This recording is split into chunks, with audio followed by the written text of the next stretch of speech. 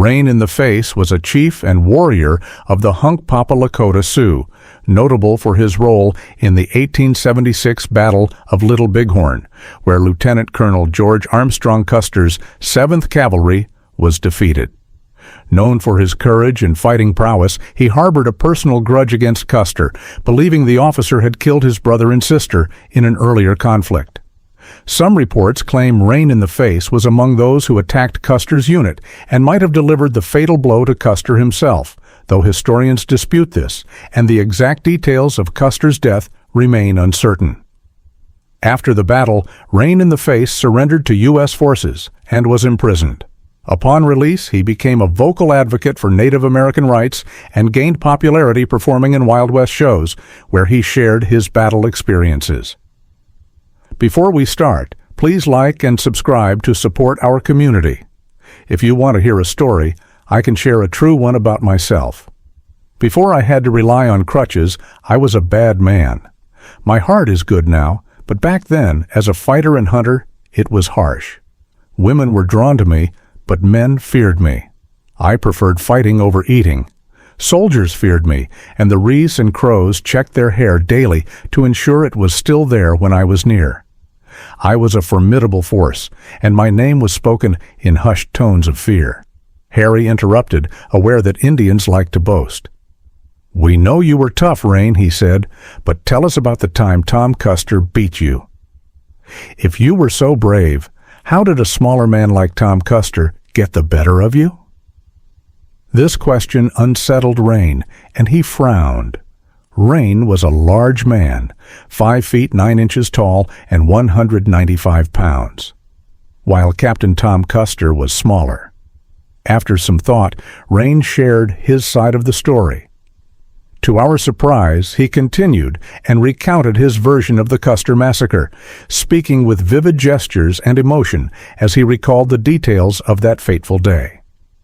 For many years, Army officers and government agents attempted to persuade Rain to speak about the battle, but he remained silent.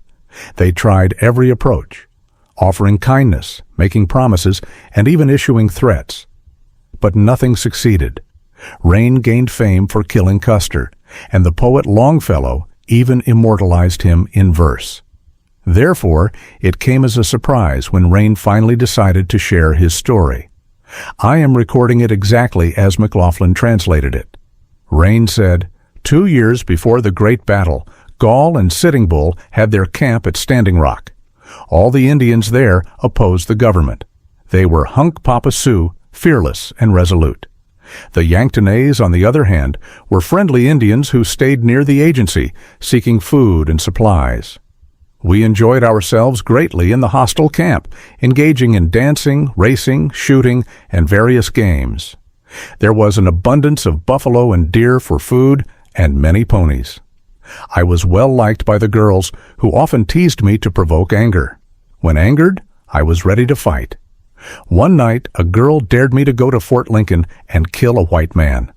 I warned her it was too risky, with soldiers always on guard and scouts nearby. She replied, "A brave man isn't afraid. If you're a coward, don't go. I'll find someone else who isn't afraid, someone who has danced in the Sundance." That challenge was impossible to ignore. The other girls laughed, but the young men did not. They feared me, and I would have killed any who laughed. I went to my lodge, painted my face black, and armed myself with a gun, bow, and pony. Under the cover of darkness, I slipped away from camp and traveled 45 miles north to Fort Lincoln. For 2 days, I waited, searching for an opportunity to shoot a soldier. I had opportunities to kill a Ree-woman or a woodcutter, but I wanted to bring back a soldier's brass buttons to the girl who challenged me. I succeeded, and she proudly sewed the buttons onto her shawl. One morning, I spotted the storekeeper and a horse doctor heading to a spring. Long Yellow Hair and his men were riding back about 100 yards away. I rushed forward, shot the storekeeper, and struck the horse doctor with my war club. Then I fired arrows at them and cut off some buttons. Long Yellow Hair heard the gunfire and charged back. I didn't have time to scalp the men I killed, so I jumped on my pony and taunted them to catch me. They pursued me all the way to the Cannonball River. The next winter, I went to the agency store at Standing Rock, but received no rations because I hadn't signed the peace treaty. The one-armed storekeeper was there. I wasn't afraid of him or the 30 soldiers with little hair. However, he sneaked up behind me, and they all overwhelmed me. They threw me into a wagon, held me down, and took me to the guardroom at Lincoln. I was treated like a woman, not a chief. They locked me in a room, chained me, and gave me only one blanket. The snow blew through the cracks and covered me all winter. It was bitterly cold. Once, Little Hair let me out, and the soldiers told me to run, but I knew they planned to shoot me in the back. I warned Little Hair that if I escaped, I would cut out his heart and eat it. Chained to a white man, we managed to break free one night. They fired at us, but we fled and hid by the Heart River. The white man cut the chains with a knife, but was caught the next day. I escaped, knowing they would be searching for me. I rejoined Sitting Bull and Gall, though they feared coming to rescue me. To remind Little Hair of my vow, I sent him a bloody heart painted on buffalo skin. When I next saw him, I took his heart. That's all I'll say. Most of this matched the government's account of the sutler and Surgeon Hunsinger's deaths, so we believed it true. But we wanted to hear about Tom Custer's heart. When McFadden showed Rain a sketch of Custer's last charge and asked if it resembled the fight, Rain studied it and then burst out laughing. No, that picture is false. Soldiers didn't fight us with swords, but with guns and revolvers. They fought on foot, with every fourth man holding horses. We tied ourselves to our ponies and fought in a circle. We stripped naked and painted ourselves and our ponies. The picture shows us with bows and arrows, but we were better armed. Their guns only fired once, with shells stuck inside. I saw dozens of guns on the battlefield with shells still in them. The soldiers' guns malfunctioned, and when we saw this, we used our war clubs to knock them down easily, like killing sheep. Some soldiers begged for mercy, but we showed none. This picture is a lie, like all white men's depictions of Indians. Rain then turned the paper over and drew a large sideways S shape, explaining it was the Little Bighorn River. Our lodges lined the banks, shaped like a bent bow. When asked how many lodges there were, he said many, many times 10. We were like blades of grass. There were about 4,000 to 6,000 Indians, so at least 1,000 lodges. Sitting Bull performed powerful medicine on a hill, carrying it back in a bag on a coup stick, and gave a big speech. He said the Great Spirit warned him the soldiers were coming, but assured us we would defeat them. His speech lifted our spirits. The next day, our runners confirmed the soldiers were approaching. Sitting Bull had the women set up empty lodges to deceive the rescouts, while the river's brush and bends concealed our real lodges. Sitting Bull then left to make more medicine and didn't return until after the battle. Though a great chief, he did not fight that day. Gall was the head chief, Crazy Horse led the Cheyennes, and Goose led the Bannocks. I wasn't a head chief, but led a band of fierce Hunkpapa warriors. We knew the soldiers' horses were exhausted and that they were misled by the empty lodges, thinking we were a small group. We were prepared and fought bravely, knowing the soldiers made a critical mistake when they divided their forces. Gall led most of the Indians up the river to cut off the soldiers. When we saw the rescouts stayed back with long yellow hair, we were relieved.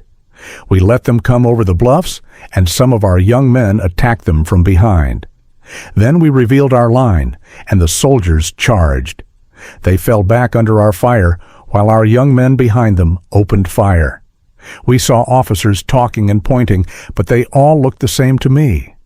I didn't see long yellow hair then or afterward. We heard the soldiers singing their death song. They knew they were trapped. They dismounted, with every fourth man holding the other's ponies.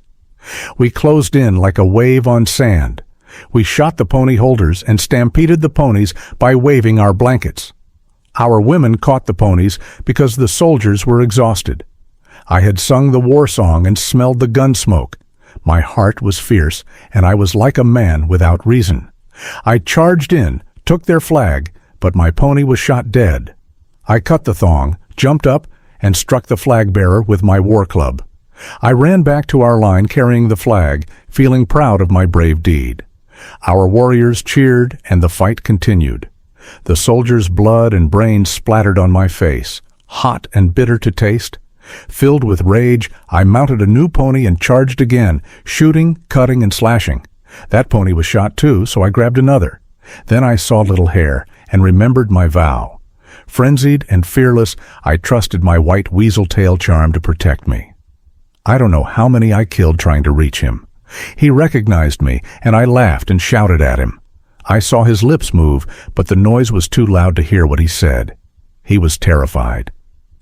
When I got close enough, I shot him with my revolver. My gun was gone. I don't know where. I jumped off my pony, cut out his heart, bit a piece off, and spat it in his face. Then I rode away, shaking it. I was satisfied and weary of fighting, so I chose not to scalp him. I had fulfilled my vow, and that was enough. After that, I did not return to the battlefield. Later, the women came to kill the wounded, taking their belongings and cutting off boots for leather.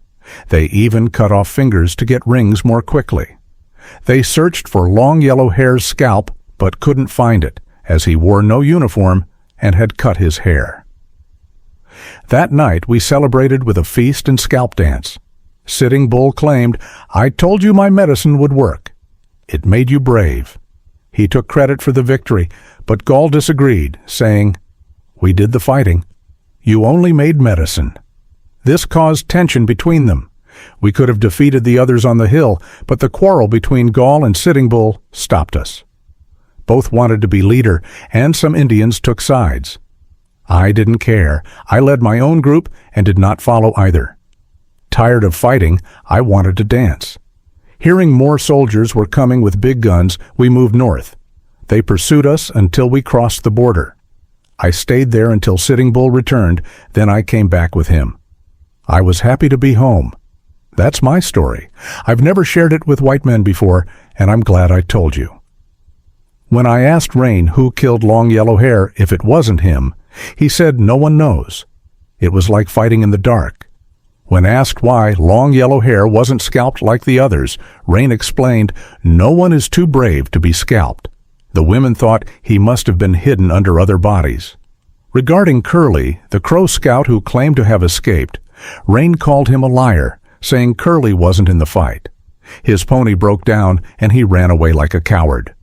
Rain is now about 60 and the only chief still alive to tell the story of the Custer fight. He can write his name in English but doesn't understand its significance. Rain's English vocabulary is limited to about 30 words, and though he can understand most spoken English, he can't pronounce them clearly enough for others to understand. Like many Native Americans, he values future favors more than past ones. He is brave but lacks conventional morals. Despite this, he keeps his promises, though it requires great patience to get him to make one. Even at 60, Rain remains strong and physically imposing, resembling the idealized Indian from Fenimore Cooper's novels. His reliability in keeping promises is his redeeming quality. I hope this first-hand account offers you a fresh perspective on the Battle of Little Bighorn during the Great Sioux War of 1876. Stay tuned for more videos like this, as I plan to share more first-hand stories from various battles. Have a great day, and see you next time.